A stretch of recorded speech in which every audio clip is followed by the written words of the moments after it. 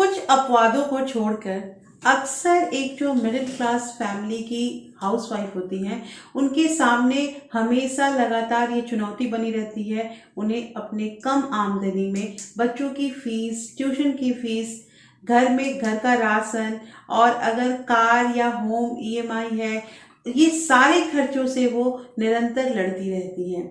और ये जो बढ़ती हुई महंगाई है, ये बिल्कुल सुरसा की तरह मुंह खोलकर हमारे सामने खड़ी रहती है। दोस्तों, साथ के साथ उन्हें अगर कोई एलआईसी का प्रीमियम भरना है तो वो भी देखना है, अगर कोई आकस्मिक खर्चों के लिए पैसे बचाने हैं तो वो भी बचाना है, और घर में अगर कोई चीज ले रखा है जैसे कि कोई भी इलेक्ट्रॉनिक एप्लियंसेस, उसकी भी ईएमआई समय समय पर भरनी पड़ती है।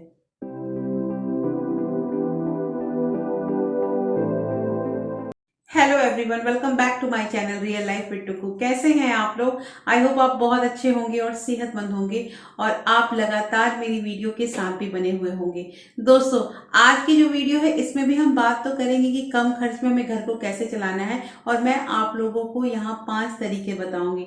लेकिन वीडियो स्टार्ट होने से पहले मुझे ये चीज बताना है कि मेरा वीडियो काफी दिनों के बाद आ रहा है। लगभग मैं 2.5 महीने के बाद ये वीडियो बना रही हूँ, और ये वीडियो मेरा इतने दिनों के बाद क्यों बना, ये मैंने एक कम्युनिटी पे पोस्ट किया था कि मैं बहुत ज़्यादा बिजी हूँ, क्योंकि मैंने जो घर शिफ्ट किया, घर में बहुत काम लगे हुए थे और अभी भी मेरा काम जो है वो कंप्लीट नहीं हुआ है। बट फिर भी मैं धीरे धीरे अब अपना मतलब ये जो हमारा काम है, जो मैं वीडियो बना के आप लोगों को देती हूँ, इस काम के प्रति मेरा मतलब हमेशा मुझे रहता था कि मुझे वीडियो बनाना है, आप लोगों को देना है। कितनी बहनों का चैलेंज चल रहा था और वो कहाँ तक पहुंची हैं, ये सारा कुछ मुझे दिमाग में था, लेकिन घर से फुर्सत नहीं मिल पा रहा था, इसलिए मैं वीडियो नहीं बना पा रही थी। और उसके लिए मैं मतलब क्षमा प्रार्थी हूँ, और आगे मैं कोशिश करूंगी कि अब हमारा वीडियो जो है वो रेगुलर होगा। दोस्तों, कभी कभी ऐसे भी मतलब जिंदगी में ऐसे मोड़ आ जाते हैं जहाँ मतलब अपने काम को जो है वो प्रायोरिटी कम देनी होती है, और फिर हमें घर को देखना पड़ता है, फिर बच्चे भी हैं। तो ये सारी महिलाओं के साथ होता है। इसी सब कामों में मैं फंस गई थी, लेकिन अभी धीरे धीरे थोड़ा अपने लिए मैं फुर्सत निकाल रही हूँ, और आप लोगों के जो लगातार कमेंट आ रहे थे वो सारा कमेंट मैं रीड करती थी। बहुत बार ऐसा भी था कि मैं कमेंट का रिप्लाई नहीं कर पाती थी, क्योंकि यही था कि घर में मतलब काम लगा हुआ है, कभी ये करना कभी वो करना, तो मतलब इतना भी फुर्सत नहीं मिलता था कि मैं मोबाइल को देख पाऊँ। तो उसके लिए अब ऐसा नहीं होगा, और अब मैं लगातार कंटिन्यू भी करूंगी अपने वीडियो को, कोशिश करूंगी। तो आज का जो वीडियो है, इस वीडियो को हम स्टार्ट करते हैं दोस्तों। और अगर आप लोगों ने अभी तक रियल लाइफ विद टुकू को सब्सक्राइब नहीं किया है, अपने इस चैनल को सब्सक्राइब नहीं किया, तो सब्सक्राइब कर लीजिए, और साथ में जो बेल आइकन है उसे भी जरूर प्रेस कर दीजिएगा। तो क्योंकि इस जो चैनल पे है, इस पे हमेशा हम पैसों से रिलेटेड, कहाँ हमें सेविंग करनी है, कैसे हमें इन्वेस्टमेंट करना है, ये सारा कुछ बात करते हैं। और आप लोगों का जो प्यार है वो हमेशा मेरे साथ ऐसे ही बरकरार रहे, यही दिल से मेरी तमन्ना होती है। तो वीडियो में सबसे पहला पॉइंट है दोस्तों, ये जो हम राशन खरीदते हैं इसमें हमें एक चीज ध्यान देना है। जैसे बहुत सारी फसलें ऐसी होती है, जैसे गेहूं के, मसाले के या तेल के, ये सब जो होते हैं, ये मतलब अप्रैल महीना में इसका, अप्रैल और मई में ना थोड़ा रेट कम मिलता है। ये डिपेंड करता है कि कौन सा फसल किस महीने में मतलब उसकी उपज होती है, उसकी कटाई होती है। और बहुत सारे ऐसे भी मतलब हमारे अनाज होते हैं जो मतलब सितंबर वगैरह में हमें मिलते हैं सस्ते दामों में। तो दोस्तों, यहाँ पे कहना ये है कि हमें ये कोशिश करनी चाहिए कि जब सस्ते दाम में हमें मिले कुछ भी, तो हम उस वक्त उस चीज को परचेज कर लें। अब यहाँ पे ये क्वेश्चन आएगा कि अगर हम ज्यादा गेहूं या चावल घर में रखते हैं तो उसमें कीड़े लग जाएंगे। तो कीड़ों से उसको बचाने के लिए बहुत सारे उपाय होते हैं। जैसे बहुत लोग जो नीम की पत्ती होती है उसे सुखाकर और अनाज में डालते हैं, इससे भी कीड़े नहीं लगते। और बहुत ऐसे उपाय हैं जिससे हम अपने अनाज को सुरक्षित कर सकते हैं कीड़े मकोड़े से। तो कहना यहाँ पे ये है दोस्तों को, जो ये हम थोड़ा थोड़ा खरीदते हैं कि एक महीने में गेहूं चावल ले लेते हैं या फिर तेल ले लेते हैं, तो इसके लिए ये करना है कि आप एक बार मतलब थोक में सामान खरीदें।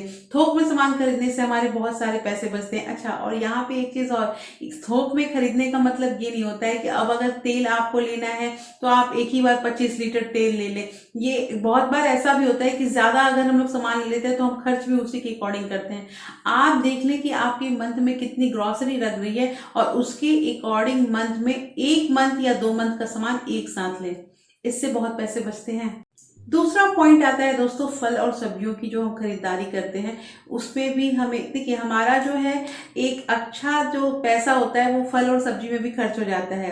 जो वेजिटेबल की हम शॉपिंग करते हैं उसके लिए करना ये है कि हमें हमेशा कोशिश करनी चाहिए कि वीक में एक बार हम मंडी जाएं और वहां से फ्रूट्स और वेजिटेबल जितने घर में लाने हैं उसके अकॉर्डिंग हम खरीदारी करें। बहुत बार ऐसा होता है कि जो रेडी लगती है हमारे मतलब घर के पास हमारे सोसाइटी में, तो वहां जो सब्जियां मिलती हैं वो सब्जियां महंगी ही होती हैं। अगर कहा जाए तो एक दो सब्जी सस्ती मिल जाएगी, बाकी सारी सब्जियां जो होती हैं वो महंगी मिलती हैं। तो यहाँ पे अपने पैसों को अगर बचाना है तो आपको वीक में कम से कम एक दिन तो टाइम निकालना ही पड़ेगा, और इससे जो हमारे पैसे भी बचेंगे और एक बार जो इकट्ठे हम लेकर आएंगे तो हमें रोज वो किचकिच भी नहीं रहेगा कि आज क्या बनाना है, आज क्या करना है, क्योंकि हमारे पास ऑलरेडी जब फ्रूट्स और वेजिटेबल हमारे पास रखे हुए हैं तो हम उसी के अकॉर्डिंग अपना मेन्यू भी तैयार कर सकते हैं। तो दोस्तों करना यहाँ पे ये है कि हमें फल और सब्जी भी वीक का एक बार लेना है। आप एक बार इस चीज को और इस नुस्खे को जरूर आजमाइएगा, इससे पैसे बहुत बचते हैं। और तीसरी चीज यहाँ पे आती है कपड़ों की।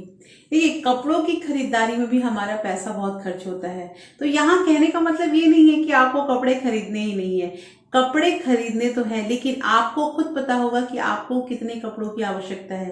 देखिए दोस्तों घर में कितने मेंबर है ये एक गृहिणी अच्छी तरह से समझती है। इवन इफ जो बच्चे होते हैं उनके भी सारे कपड़े गृहिणी ही रखती हैं। उन्हें पता होता है कि हमारे बच्चे के पास इस समय में पहनने के लिए कौन से कपड़े हैं, गर्मी में वो क्या कपड़ा पहनेगा, कब कौन सा कपड़ा पहन के कहाँ जाएगा, ये सारा कुछ काम जो होता है वो एक गृहिणी ही करती है, एक मदर ही करती है। तो उन्हें ये पता जब है कि हमारे बच्चे के पास ये कपड़ा है, उसे जरूरत है या नहीं है, वो आसानी से तय कर सकती है। तो उसी के अकॉर्डिंग आपको शॉपिंग करनी है। और हाँ, शॉपिंग करने का मतलब ये नहीं होता है कि आज जरूरत पड़ी तो हम आज जाके मतलब एक दिन पहले जाके बाजार जाते हैं और वहां से सामान लेकर आते हैं, ये कोई बात नहीं होती है। अगर आपको पता है कि आपके घर में कितने सामान चाहिए, किस बच्चे को किस चीज की जरूरत है, तो आप कोशिश कीजिए कि जिस सीजन में जो मतलब कि मान लीजिए अगर ठंडी का दिन है तो उसमें गर्मी के कपड़े को परचेज कीजिए और गर्मी के दिन में ठंडी के कपड़े को परचेज कीजिए। ऐसा करने से बहुत पैसे बचते हैं। अब यहाँ ये सवाल उठेगा कि गर्मी के दिनों में ठंडी के कपड़े कहाँ मिलते हैं, तो बहुत ऐसे बाजार हैं जहां ठंडी के कपड़े मिलते हैं, ठंड शुरू होने से पहले ही ठंडी के कपड़े मिलते हैं। अच्छा, जब पीक पे अगर ठंड रहता है उस वक्त अगर हम किसी भी कपड़े को खरीदने जाते हैं तो आप देखिएगा जो उसका एक्चुअल रेट होता है उसका जस्ट दुगना हमसे दुकानदार लेता है। तो ये सब चीजों को ध्यान रखना है और कहाँ कैसे पैसे को बचाना है। इसके साथ दोस्तों कहीं कहीं सेल का भी फायदा उठाया कीजिए। बहुत जगह ऐसा होता है कि सेल होता है और वहां अच्छे कपड़े हमें कम दाम में सस्ते दाम में मिल जाते हैं। तो अगर आपको जरूरत है तो इन सब चीजों पे, इन सब पॉइंट्स पे जरूर ध्यान दीजिए, जो अक्सर एक मध्यम वर्गीय गृहिणी जरूर करती है। दोस्तों चौथी पॉइंट जो आती है वो खान पान के लिए आती है। देखिए अभी मैंने बात की कि पहले हमने राशन जो है वो थोक में लेना है, और उसके बाद फल सब्जियों की बात हुई कि फल सब्जी भी हमें मंडी से उठाना है। ये सारा जब मैंने पॉइंट डिस्कस कर लिया तो एक और बहुत जरूरी पॉइंट होता है, वो खान पान होता है।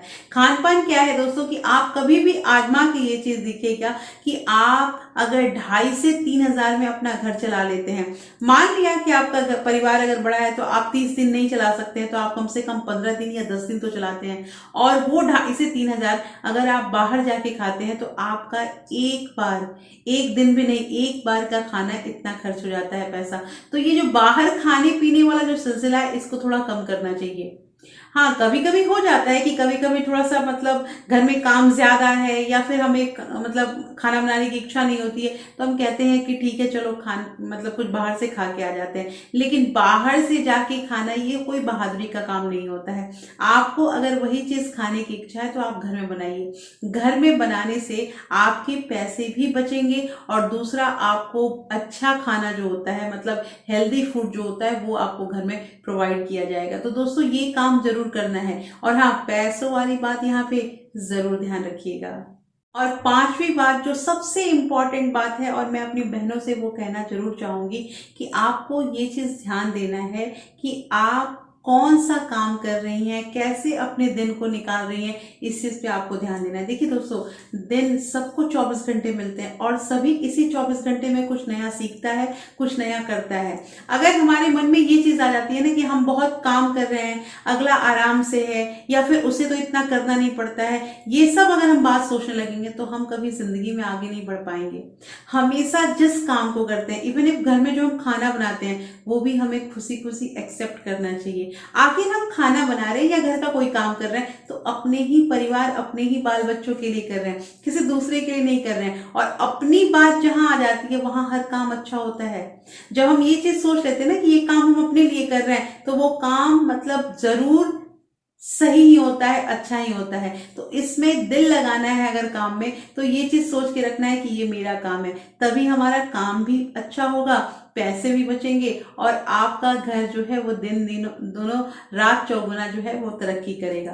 दोस्तों, ये जो 5 मैंने आप लोग को बात बताई है, ये बहुत इंपॉर्टेंट बात है। और लास्ट वाली जो बात मैंने बताई है वो बिल्कुल विचारणीय है। सोचिएगा जरूर इसके बारे में कि आप अपना ही काम कर रहे हैं, किसी दूसरे का नहीं। तो जो भी काम करना है वो हमें दिल लगा के काम करना है। अच्छा, और एक चीज ध्यान रखिएगा कि आज 24 घंटे में आपने क्या किया, ये एक बार रात में सोने से पहले अपने बारे में जरूर सोचिएगा। कुछ नया सीखने की हमेशा चाह रखिए, तभी तो ये जिंदगी अच्छी भी लगेगी और हम आगे भी बढ़ेंगे।